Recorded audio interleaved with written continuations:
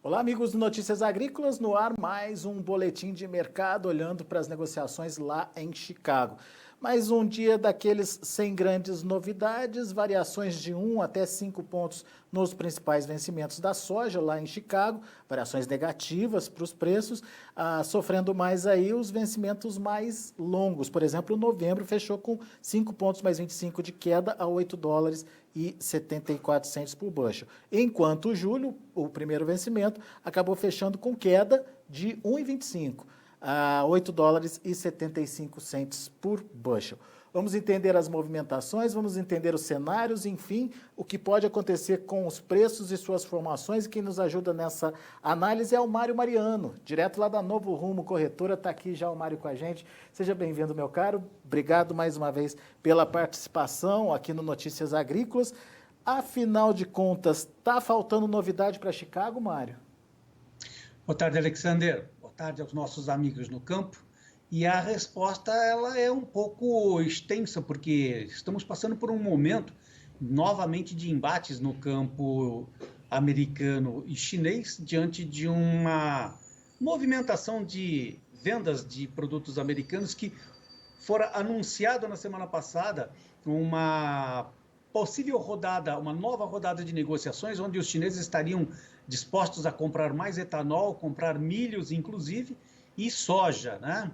Então, isso fez com que o mercado tivesse uma corrida, e tivemos uma alta, fomos a 8,70, ao redor de 8,70, 8,75 por bushel.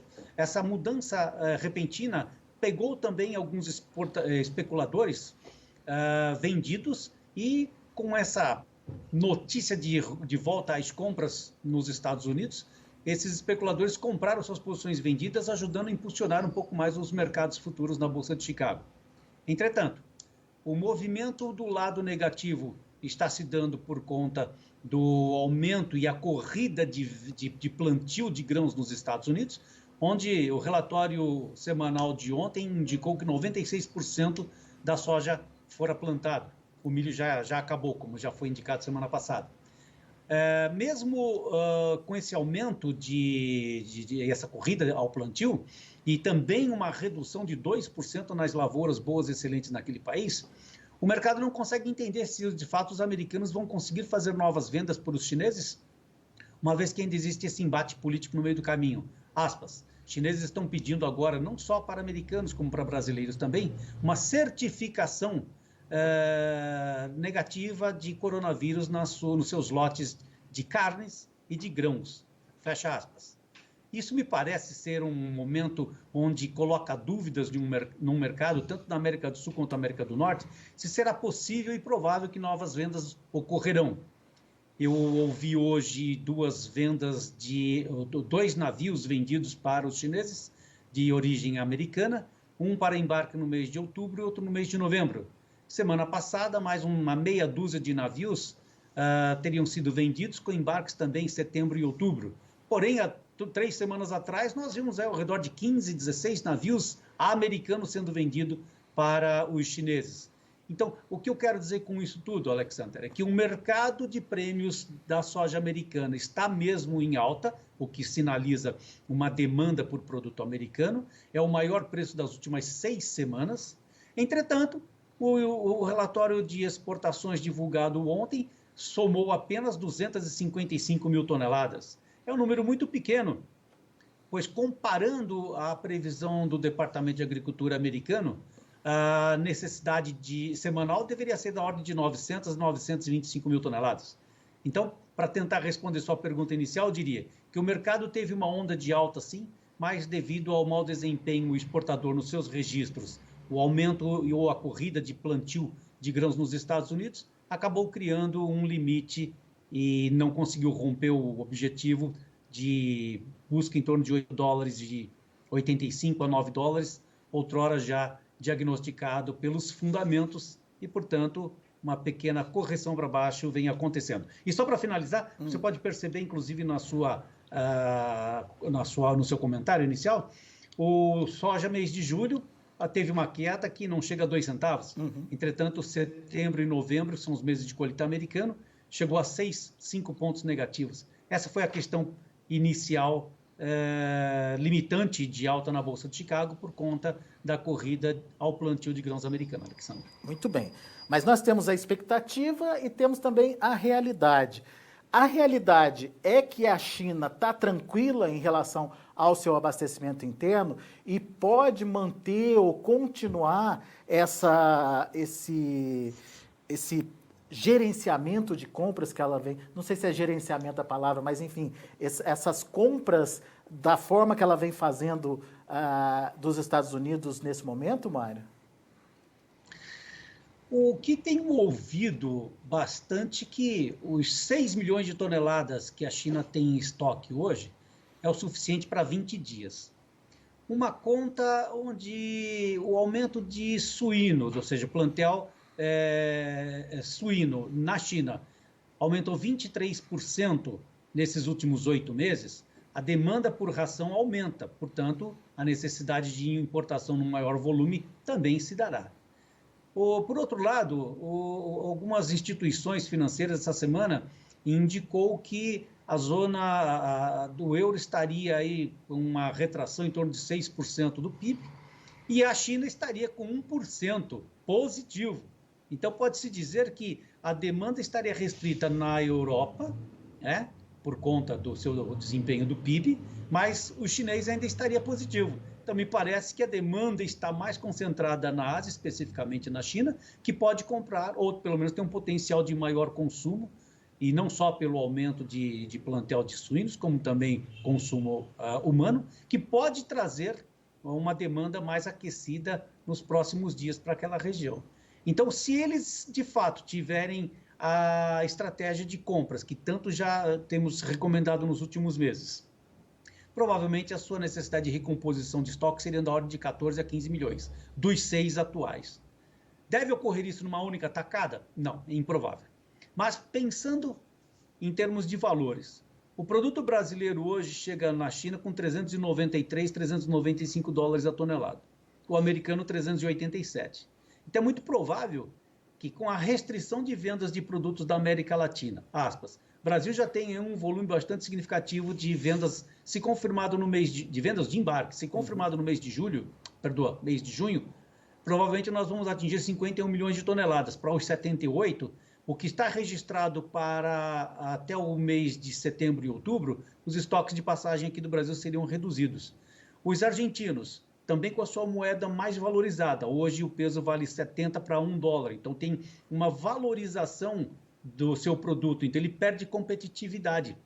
Assim como o Brasil também teve uma valorização de sua moeda essa semana. Portanto, novamente eu quero dizer que a restrição da América do Sul existe em termos de venda quantitativa em relação ao americano, que também tem produto barato e é mais competitivo em termos de preço final. Portanto, eu penso que os Estados Unidos hoje continuará sendo o vendedor de grandes volumes e mais provável para abastecer um país que precisa pular dos 6 para 14 até 15 milhões de toneladas no estoque num curto prazo, Alexandre. Mário, só para entender melhor essa questão dos estoques, a diferença é de 10 milhões, 9 milhões de toneladas aí.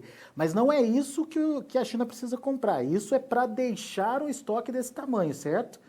Exatamente. Então, veja lá.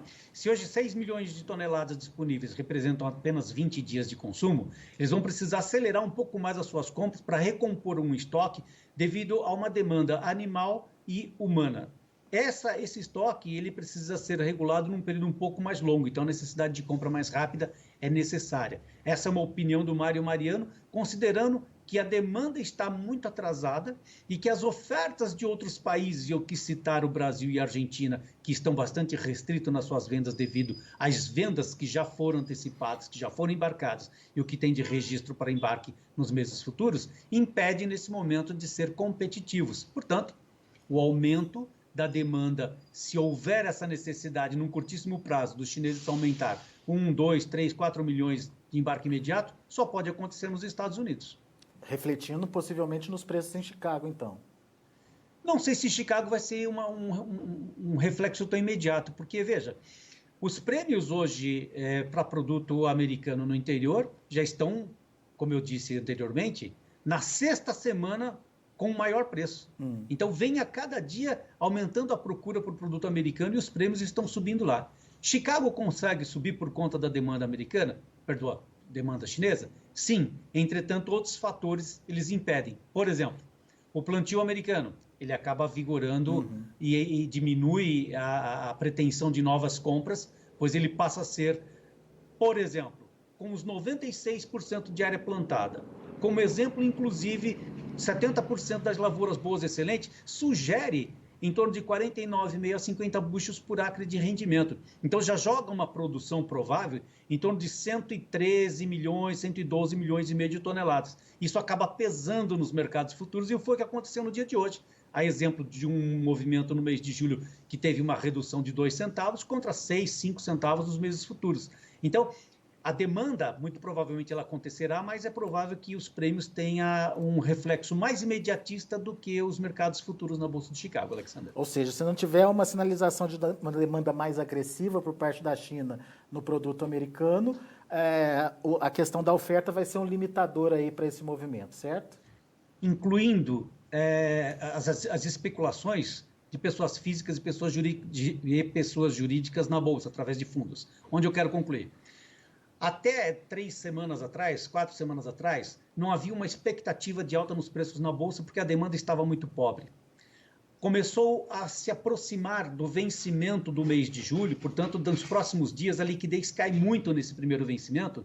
Então, os especuladores que já não tinham mais a esperança de uma alta na Bolsa e estavam vendidos e com sucesso, acabaram comprando os seus compromissos vendidos em mercados futuros naquela busca por produto americano há 2 semanas atrás, quando os chineses anunciaram que comprariam um volume um pouco maior.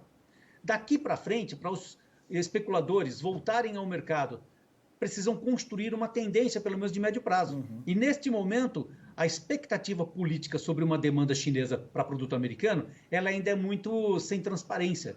Como o desenvolvimento do plantio está bastante acelerado e também não há uma ameaça climática que reduza a sua produção, o especulador está esperando um plano para começar a fazer uma nova movimentação nos mercados futuros.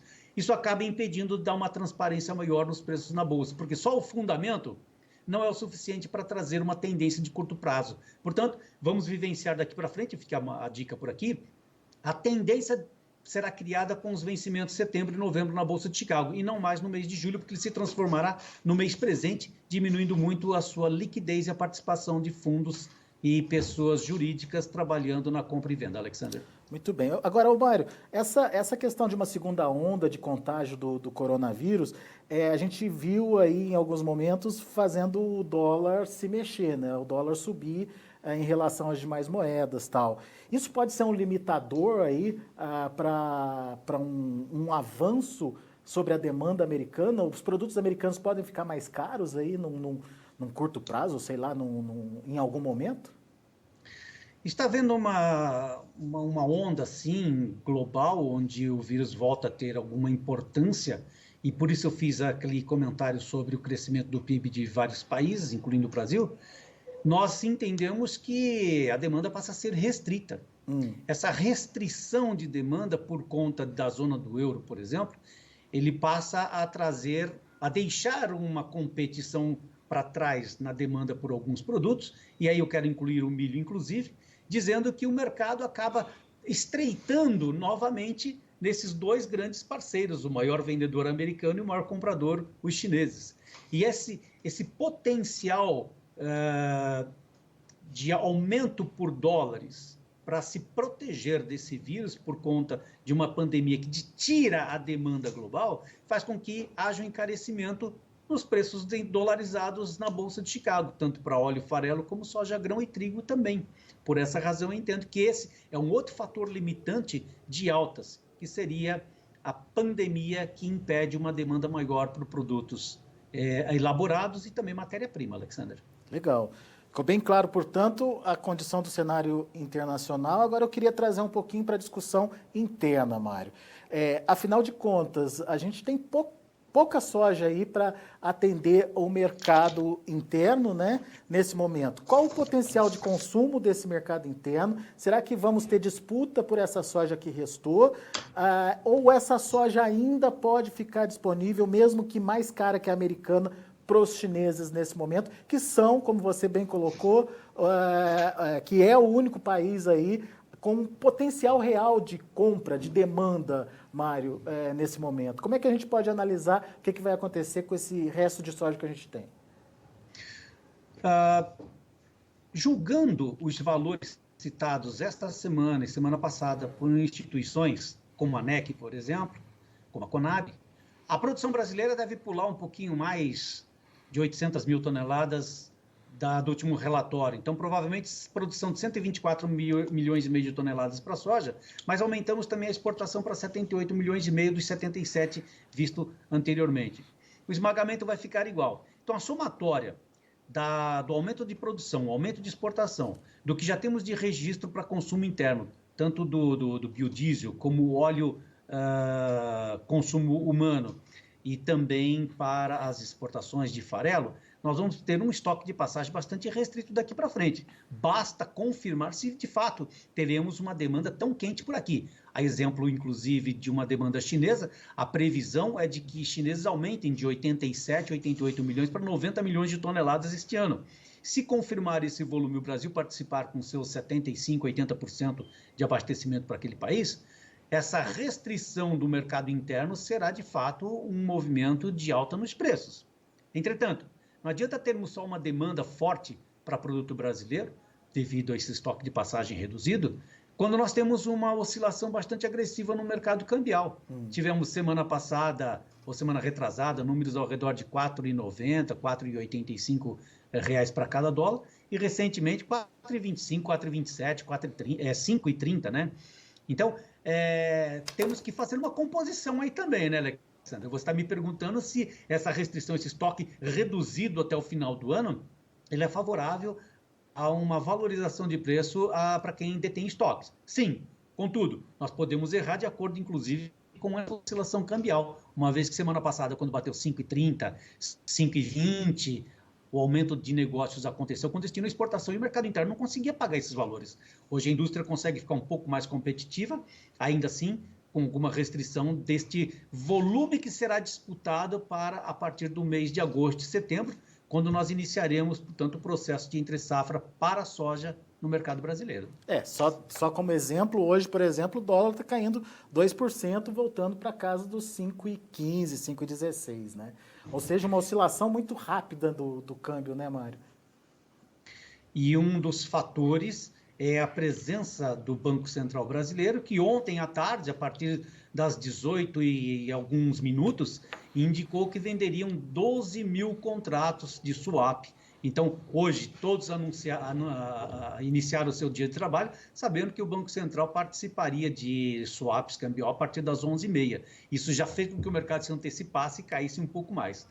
Continuado essa expectativa de valorização do real por conta de uma ação do Banco Central Brasileiro, também foi visto essa mudança de comportamento no mercado internacional com uma valorização das moedas europeias. Então, isso mostrou também que o Brasil estaria acompanhando, né, os mercados globais, onde o real acabou se valorizando um pouco mais, além da valorização da participação do Banco Central fazendo swap cambial por aqui. Então, sim, houve uma canalização aí de fatores do mercado internacional e a ação brasileira, fazendo essa valorização do real. Isso imediatamente acaba congestionando, mais uma vez, restringindo a oferta de produto brasileiro pelo encarecimento da sua moeda.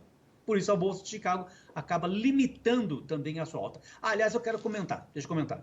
Ontem à noite, no pregão noturno da Bolsa de Chicago, nós vimos uma queda acentuada. Tivemos aí uma abertura e numa sequência de vendas que chegou até 11 centavos de baixa. Rapidamente ele se recuperou após o pronunciamento do presidente americano, dizendo que o compromisso da fase 1 do acordo sino-americano estaria, sim, ainda firme e que espera que os chineses mantenham o seu posicionamento. Com isso, o mercado noturno acabou recuperando esses 10, 11 centavos de baixa. Então, também acordamos aqui no Brasil com este receio de que a política sino-americana, pelo menos esse acordo americano-chinês, não tivesse sequência. Então, essa dúvida no ar acaba limitando uma alta na Bolsa de Chicago, pois esperamos que esses dois players, que são os maiores, os mais importantes no momento, tomem definitivamente a confirmação deste compromisso e a demanda aconteça, sinalizada por um volume muito pequeno nos últimos dias, registrado não só nos Estados Unidos como no Brasil,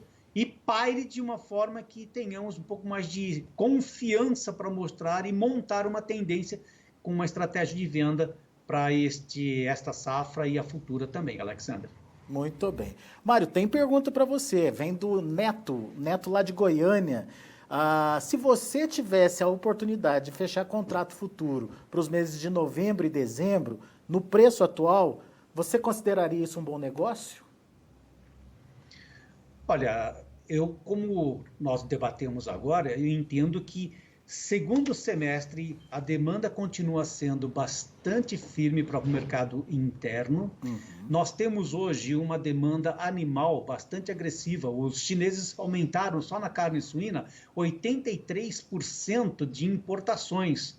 E nós temos aí um volume significativamente importante de vendas, não só de suíno, como também de aves e bovinos. E então eu penso que o mercado interno brasileiro vai precisar desse estoque de passagem para esmagar na indústria e levar o farelo para as indústrias de ração, que vai ter a demanda animal. Então, não acho que nos preços atuais seria uma boa oportunidade precificar uma linha de tempo tão longa com um estoque de passagem tão reduzido. Vamos tentar sinalizar isso? Neto, 124 milhões de toneladas de produção brasileira, com 51 milhões já exportados, com 44 milhões de esmagamento e mais 31 milhões ou 32 milhões entre exportação de farelo, consumo interno e óleo, nós vamos precisar de mais 6 milhões de toneladas. Ou seja, nós temos um estoque de passagem muito reduzido, talvez de 4 a 5 milhões de toneladas, sem saber se temos grandes volumes ainda registrados para embarque da matéria-prima, setembro, outubro, novembro ou outubro, novembro e dezembro. Então, neste momento, eu desconfio que o volume de passagem do estoque brasileiro é reduzido e eu apostaria na linha do tempo a meu favor para vendas futuras lá na frente. Muito bem. E safra nova, Mário? Safra nova, como eu brinquei com vocês da última vez, eu já teria vendido um pouco mais também. Por quê? Eu percebi na linha do produtor, eles tiveram uma redução de alguns custos, tiveram preços dolarizados e preços em reais favorecendo vendas. Por isso que o encorajamento fora bastante elevado nesses últimos 60, 70 dias. Então, penso que para eu ter, nesse momento, uma nova decisão de venda, teria que ter preços, vamos citar regional, região oeste do Mato Grosso, Campo Novo do Parecis, Tangará da Serra, Sapezal, valores acima de 17 dólares aproximadamente, para começar a ficar compensador. Ou, se eu tiver algum desconto dos insumos, né, como sementes, como defensivos, como fertilizantes, para que eu possa antecipar o pagamento e assim eu faria uma venda nova. Mas esse momento não existe ainda, pois ainda existe muito tempo para poder entregar esse produto já adquirido por produtor, os pacotes que foram feitos também na troca de soja por esses insumos e, portanto, as vendas antecipadas já foram feitas num volume bastante significativo. Basta agora começar a desenvolver o plantio e o quanto ele trará de benefício através do clima. Nesse momento não existe nenhuma ameaça por aqui também, mas vamos esperar semear e o clima e a chuva acontecer para que possamos ter uma decisão maior se vendemos com um rendimento de 50 sacas ou de 60 sacas por hectare. Okay? Muito bem. E o Gustavo, lá de Dourados, no Mato Grosso do Sul, quer saber o quanto esse dólar pode influenciar no preço da soja, pois estamos escassos de produtos. Mas dólar baixando, a baixa do câmbio pode ser recompensada pelo câmbio? Pelo prêmio, desculpe? Deixa eu ligar para o meu amigo, o ministro Sr. Paulo aqui. Brincadeirinha à parte, eu não sou a pessoa adequada para falar de câmbio. Eu realmente precisaria consultar alguém do alto escalão, porque é fato, né? Hoje nós temos um movimento cambial na qual ele tem uma influência muito grande em cima do coronavírus, que está pandêmico através do mundo, que diminui bastante a demanda por produtos acabados, embora sendo um alimento, mas ele acaba sendo traduzido por uma redução de demanda. Haja vista aqui no Brasil que nós tivemos, no mês de maio, uma redução de 30% do PIB, né? Eu penso que não é adequado fazer qualquer tipo de aposta no mercado de câmbio nesse momento, quando você tem essas fortes oscilações, principalmente quando se fala de países ricos com restrição de produção alimentícia e que precisa fazer importação. Então, não sou a pessoa adequada, eu não faria nenhuma aposta, eu trabalharia redeado na minha compra e na minha venda de produção, evitando que tenha riscos maiores. Alguns dissabores podem acontecer no meio do caminho, Alexandre. Mas eu acho que a preocupação dele tá mais ligada a uma contrapartida do prêmio. Se o prêmio, ele restabelece o preço na mesma proporção se o dólar cair, se continuar caindo. Não, né? Não funciona dessa maneira. O mercado de exportação ele está muito baseado. Quando nós falamos de prêmios na exportação aqui, nós tomamos como uma referência o maior porto, Paranaguá. Mas nós temos os prêmios para Santos, tem Miritituba, tem Rio Grande, tem Santa Catarina. Então, é muito relativo. Não, eu penso que não é. Ele serve como, sim, um amortecedor de oscilação, é uma proteção contra a oscilação internacional, mas não traduz para e passo compensação total, compensa, né? o Chicago ou não compensa o câmbio, não é assim. É uma cesta de informações, é uma compensação limitada, é um amortecedor, mas tem a sua limitação, Alexandre. E até porque não tem por que ir aumentando o prêmio se você não tem produto para colocar à disposição, né? Inclusive, vamos citar como exemplo aqui, nós tivemos no mês de fevereiro, março e abril, ou março, abril e até maio, prêmios para o produto brasileiro da ordem de 35 a 45 centavos acima de Chicago. Hoje nós estamos com $1,40, já tivemos $1,55 recentemente. Então, esse prêmio ele também compensa, mas não na mesma proporção, porque ele depende muito da oferta e demanda do produto de origem, né? No caso brasileiro. Legal. Mário Mariano, muito obrigado, viu, pela sua participação mais uma vez conosco aqui. Volte sempre, Mário. Um abraço, muito obrigado. E antes da minha despedida, eu vou deixar um abraço no ar aqui para o meu amigo João Batista, aniversariante do dia. Um forte abraço do Mariano, João. Até breve, Alexandre. Valeu, até o próximo Mário. dia. Abraço para você. Tá aí, Mário Mariano, Novo Rumo Corretora, analisando o mercado, trazendo informações importantes aí de uma demanda chinesa que está por acontecer ainda, de números importantes, portanto, o que significa que uma hora ou outra a China vai voltar a comprar nos Estados Unidos. Isso pode significar, de alguma forma, uma pressão positiva nos preços da soja lá em Chicago? O Mário tem suas dúvidas porque tem alguns fatores limitantes aí para essa disparada de um movimento de alta, por exemplo, como a questão da oferta, todos esses discursos ou dúvidas em relação à relação Estados Unidos-China, enfim, tem vários fatores aí que colocam uma certa interrogação numa recuperação mais rápida, obviamente, dos preços da soja lá na Bolsa de Chicago, mesmo havendo uma demanda chinesa progressiva daqui para frente, pela soja americana. Vamos aos preços, vamos ver como estão as negociações, como encerraram as negociações lá na Bolsa de Chicago. Você acompanha comigo. De olho na tela, portanto, julho fechando a $8,75 por bushel, queda de 1 ponto mais 25. Agosto, 8,72, caindo 3 pontos. Setembro, $8,69 por bushel, caindo 4 pontos mais 25. E o novembro, olha só, $8,74 por bushel, recuando 5 pontos mais 25. Vamos ver o milho. Para julho, $3,25 por bushel, 3,25 de queda. Setembro, 3,29, $3,29, queda de 4 pontos. Dezembro, $3,36, queda de 5 pontos. Março de 21, $3,48, queda de 4 pontos mais 75. Vamos aos números do trigo. Trigo, para julho, $4,86 por bushel, subindo 1 ponto. Setembro, alta de 1,5 ponto a $4,91. Dezembro, $4,98, uma alta de 0,75. E o março de 21, $5,07 por bushel, alta de 0,25. São esses os números de hoje, de fechamento das negociações lá na Bolsa de Chicago. A gente fica por aqui, agradeço muito a sua atenção, a sua audiência. Continue com a gente.